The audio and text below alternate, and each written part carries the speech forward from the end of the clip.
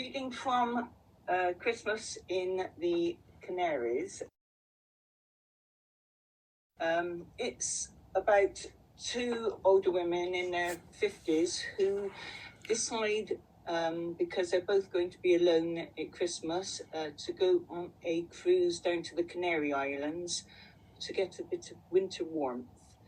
They both have their reasons why they're alone, and they just want to enjoy themselves and not have to worry. So I'm going to be reading when they first set eyes on each other. Conversation waned as they waited for the final dining companion. Jeff finished the last mouthful of his roll and stated, "It doesn't look as though our other person is coming. Should we start to order?"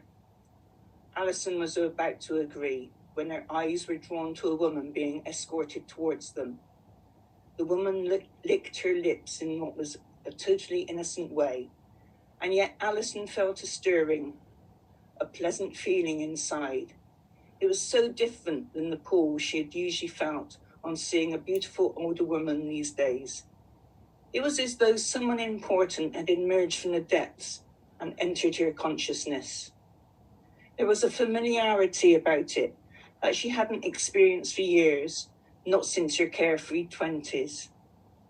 The idea was insane. She'd just come away to be by herself, definitely not to rebound into another relationship, and yet her body was refusing to listen to her thoughts. It was telling her that an incredible woman was walking towards her, telling her mind that she was interested in getting to know her, to feel the companionship she had been craving. She swallowed hard, let out a silent groan, and tried to get a grip on her wayward emotions. Knowing she was staring, it took all her effort to try to drag her gaze away, yet her gaze lingered, her resolve slipped, as though she'd become enchanted. The woman's eyes locked on hers and they were hypnotic. The moment held as Alison shook her head to break the trance, break the hold. She closed her eyes and took a deep breath, but quickly she reopened her eyes and, being drawn to the woman, she watched her move closer. The woman unconsciously gave a light sway of her hips. She flicked her eyes over Alison for a moment, and in that split second, again their eyes met. Each looked away quickly. Alison felt herself being pulled into the charms of this woman, even though not a word had been spoken and no contact had been made. She has no idea the effect she is having on me. The butterflies in her stomach and how her breath came in short gasps threatened to give her away. Alison was determined to conceal the way her heart was fluttering. Her heart told her that self-control had already been taken away, and that the woman was unknowingly pulling Alison into her web, to play with her emotions and then spit her out when done. She also realized that she had no desire to run away from these emotions. Alison's lips turned into a small smile as she looked around the table. She hoped no one had been watching her. She was sure she was blushing. She said to her companions, I think our sixth has just arrived."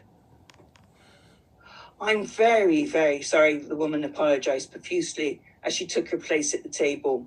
She smiled at everyone. "I must have fallen asleep after I unpacked. It feels like it's been a very long day.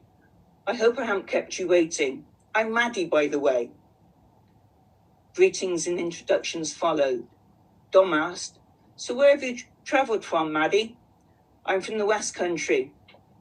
"What part?" asked Alison. "Just outside Weston-super-Mare," came the reply. Dom went into reminiscing mode. "My family used to spend time there when I was a nipper. We used to have donkey rides on the seafront and walk along the pier. Those were the days. I love the beach. Shame about the water." "The beach is lovely on a warm, sunny day, but wintertime it's not so good," said Maggie. Jeff laughed. "Western super mud. I know it well. My mum used to bring me and my sister down on the coach. We used to have a picnic of fish finger sandwiches, pork pie and crisps. So healthy. He continued to chortle. We used to spend our time in the open-air swimming pool.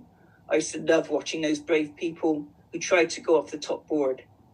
Never in a month of Sundays would I ever do that. Maddie replied, the swimming pool isn't there anymore. It has had different reincarnations, but now it's empty and derelict. Recently, Banksy used it for one of his exhibitions. Such a shame that it isn't a viable asset. Do you live on the seafront? Asked Alison. I actually live in the village of Qstoke. Oh, I know Qstoke, where the toll road is.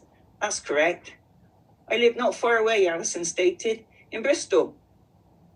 I don't go up there so much now. I love the shops though, Maddie replied. How was the journey down?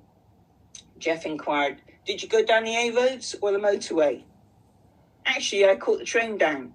The worst bit was trying to get my case up into the carriage at Bristol. Thankfully, a young man helped me get it stowed away. The train was packed. Fortunately, I booked a seat. Alison continued to feel drawn to the woman sat next to her. She sensed a vulnerability about her. She appeared both weak and strong at the same time, as though one was a facade.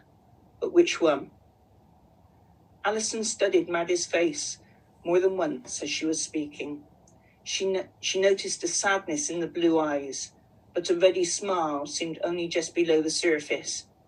Laughter lines crinkled the corner of her eyes, as though years of joy and happiness had stamped their appreciation.